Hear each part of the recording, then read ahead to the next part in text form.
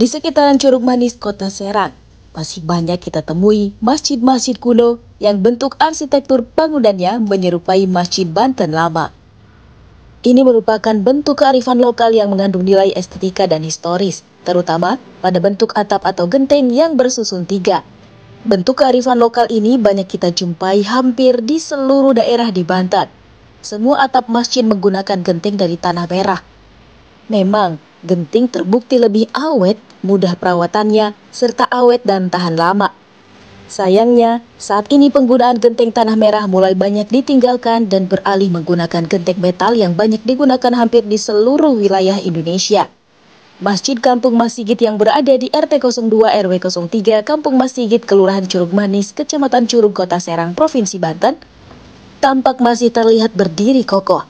Atap masjid berbentuk kerucut dengan dua undakan. Masing-masing undakan ada dinding papan persegi panjang. Di bagian atap masjid ada mastaka bertingkat tiga. Tingkat pertama ornamen berbentuk burung menghadap ke empat sisi. Tingkat kedua terdapat ornamen buah delima. Dan tingkat ketiga terdapat ornamen menyerupai bunga. Di area dalam dekat dengan mimbar terdapat 4 tiang kayu jati yang menopang atap di ruang utama. Ada 2 mimbar. Namun, satu di antaranya kuno dan tidak dipakai karena kayunya rapuh. Menurut warga kampung setempat bernama Rakam, Masjid Kampung Mas Sigit merupakan yang tertua di Banten. Masyarakat sekitar menyebutnya Masjid Sultan karena kemungkinan dibangun pada masa Sultan Maulana Hasanuddin. Disebut Masjid Kampung Mas Sigit karena yang tua di sini. Setiap dibangun masjid pertama di satu tempat, kampungnya disebut sebagai Kampung Mas Sigit. Dikatakan Rakam, ada 3 nama masjid di Kota Serang serupa seperti di Kampung Mas Sigit, yaitu di Cipecang, Priai, dan Kasemen. Di dalam Masjid Kampung Mas Sigit ada makam Ki Kamingja. Tapi sekitar tahun 1978 makamnya ditutup. Itu kata orang tua saya dulu, ujar Rakam.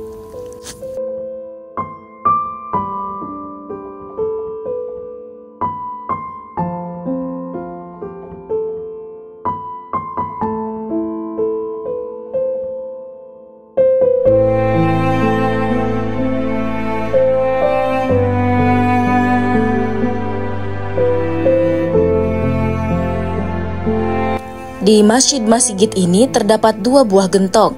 Karena banyak yang datang dan mengambil air dari gentong tersebut, lambat laun gentong pun bertambah menjadi 3 seperti saat ini. Satu berukuran besar yang sebagian gentongnya terkubur dalam tanah dan hanya terlihat airnya saja. Pada 2013 ada pelebaran masjid, gentong yang tertimbun diangkat. Setiap 1 bulan sekali pada Jumat gentongnya dibersihkan, kata Harmah. Menurut warga setempat, setelah tabuhan beduk pada Jumat pertama, anak-anak mengambil air dari gentong yang berasal dari sumur masjid. Pengurus Dewan Kemakmuran Masjid atau DKM Masjid Kampung Mas Sigit, Sugiti mengatakan, masjid pernah 2 kali direnovasi di bagian atap dan pelebaran. Pada tahun 2013 dan 2017, renovasi tidak mengubah bentuk aslinya, ujar pria berusia 38 tahun tersebut. Masjid ini biasanya didatangi para peziarah setiap malam Jumat dan Selasa.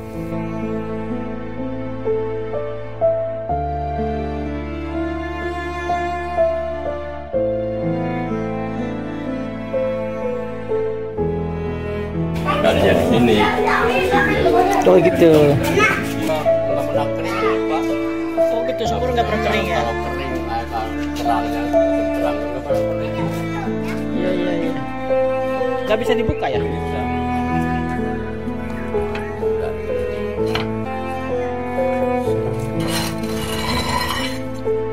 Oh, ada besinya ya.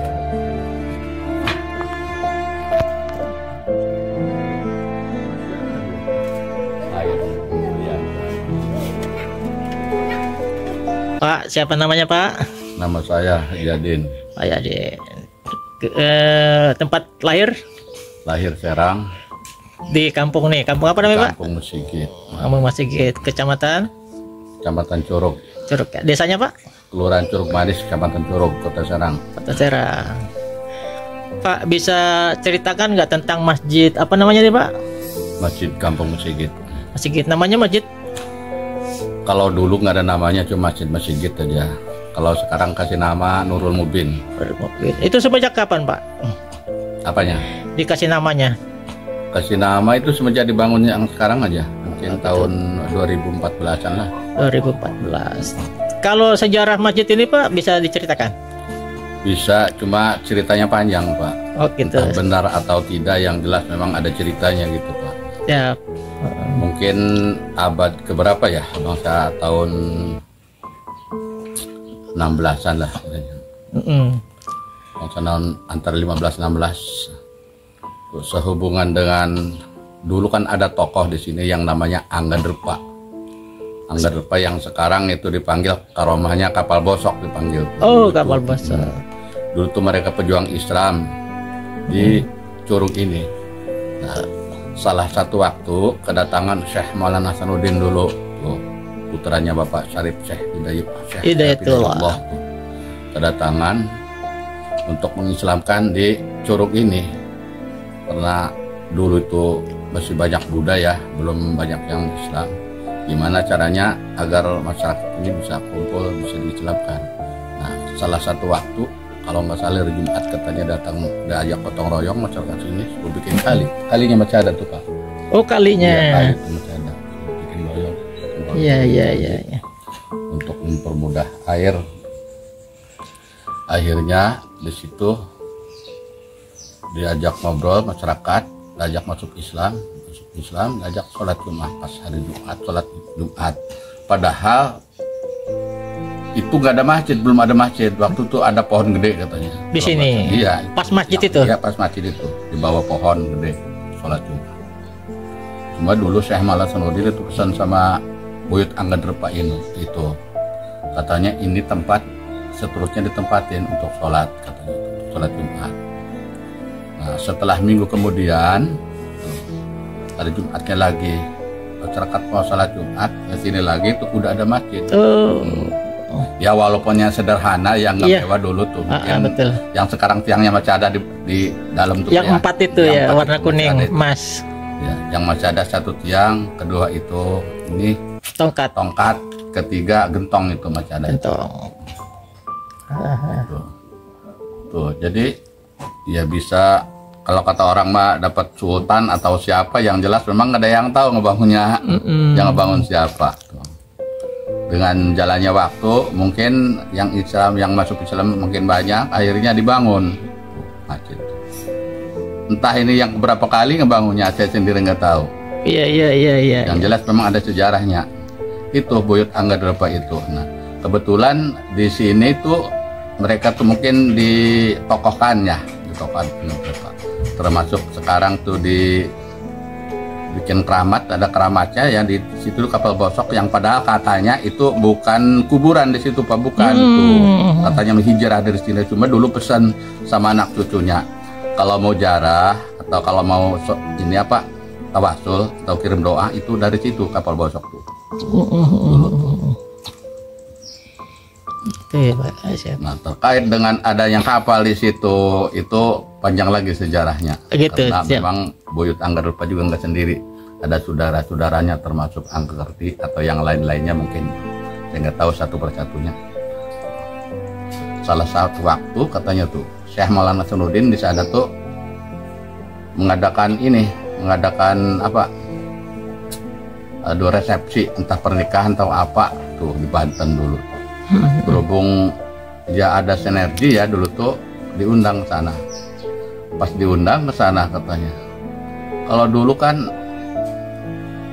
pesta itu enggak seperti sekarang. Kalau sekarang kan tenda. Kalau dulu mah itu dari pohon beringin ya, itunya dari buku kelapa tuh. Berhubung sakti ini Angga Derpa ini dibawa, itu pohon beringin tuh sama pohonnya ke sana tuh. Banten, sama pohonnya.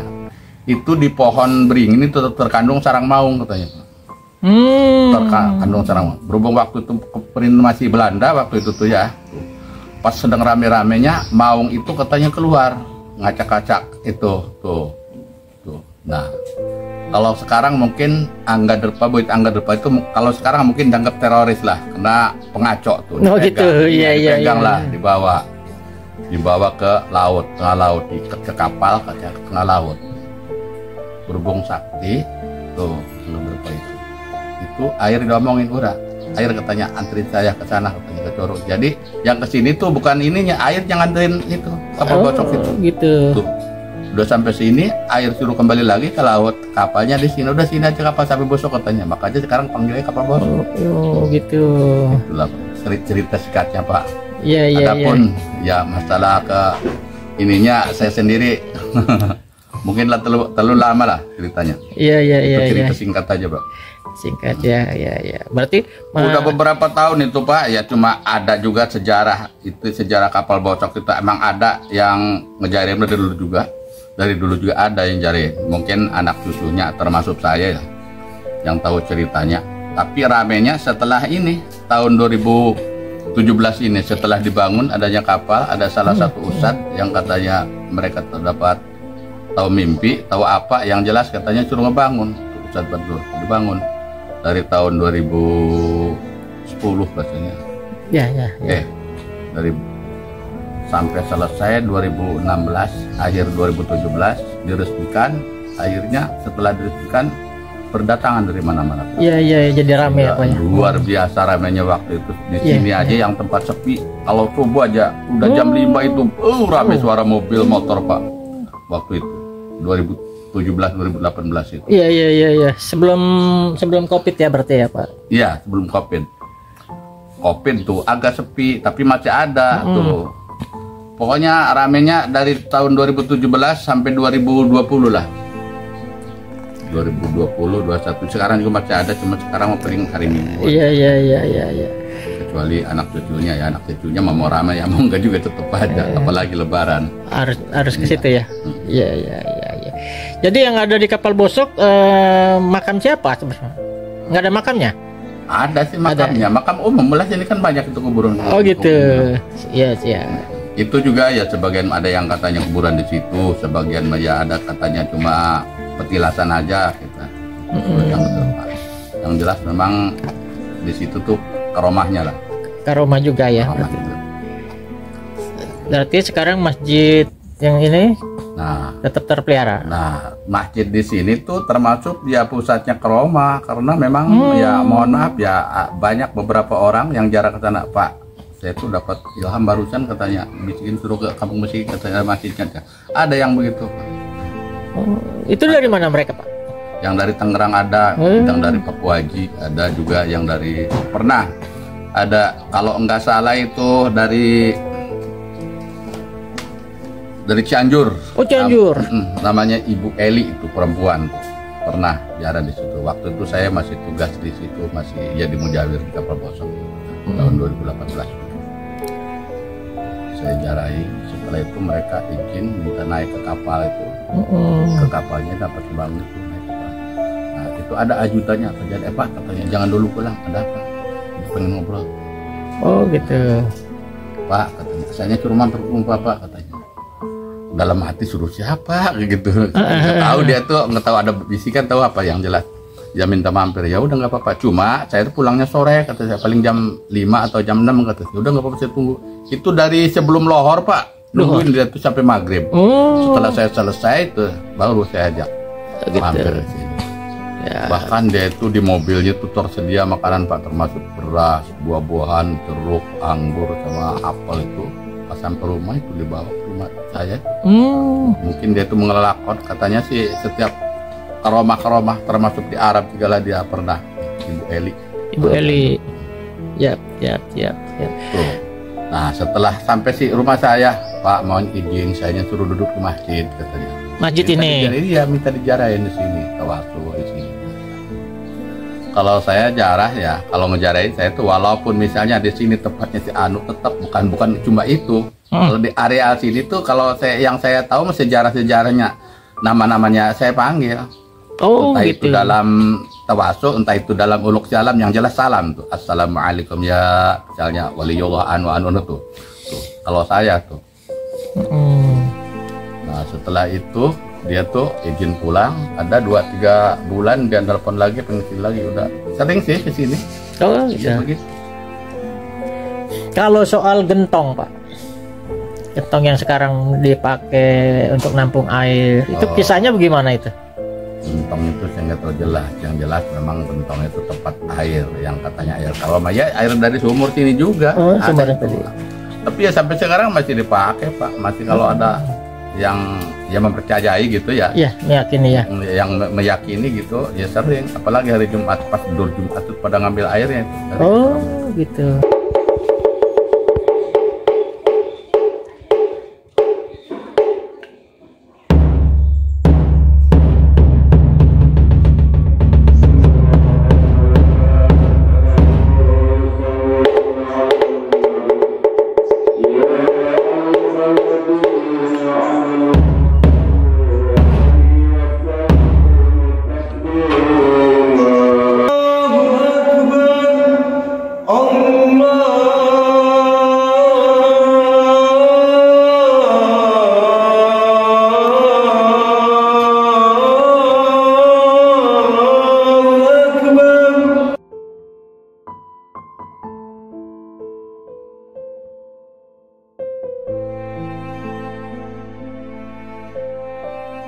Untuk menuju masjid ini, dari simpang 4 Jalan Provinsi Banten, ambil kanan melalui jalan arah Petir.